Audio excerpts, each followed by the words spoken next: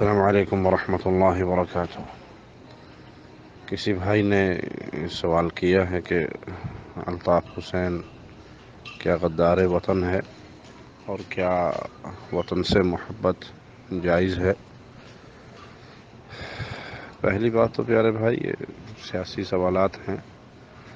ہمارا فیلڈ، ہماری دعوت وہ دین کا پیغام پہنچانے کی ہے، لیکن چونکہ سوال کیا گیا ہے اس کا مجبوراً جواب دیا جائے گا۔ اس میں کوئی شک نہیں کہ انسان جہاں پیدا ہوتا ہے، جو اس کا وطن ہوتا ہے، اس سے محبت کی جاتی ہے اور فطری بات ہے یہ۔ رسول اللہ صلی اللہ علیہ وسلم کے صحابہ جب مدینہ منورہ پہنچے تو انہیں مکے کی بھرپور یاد آئی۔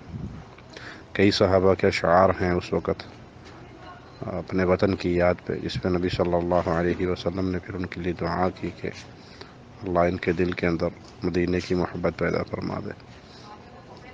تو اپنے وطن کی محبت، جہاں انسان پیدا ہوا، جہاں انسان پلا بڑھا، اس کی محبت فطری بات ہے، انسان کے دل میں ہوتی ہے۔ رہا معاملہ الطاف حسین کا، تو اس میں کیا شک ہے کہ یہ غدار وطن ہے؟ اس میں کوئی دو رائے نہیں ہے۔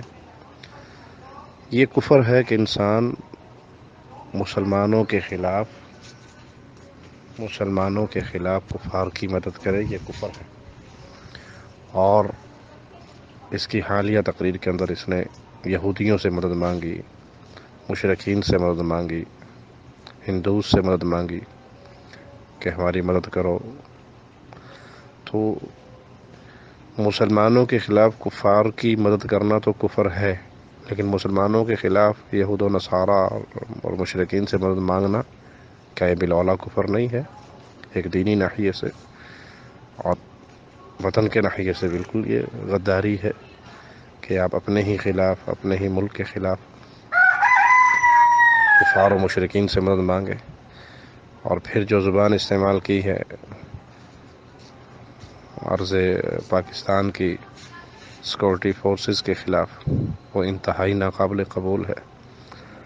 اللہ کی رحمت کے بعد یہ ملک کے سیکورٹی کے ادارے یہ اپنے ملک کو دشمنوں سے بچا کے رکھتے ہیں۔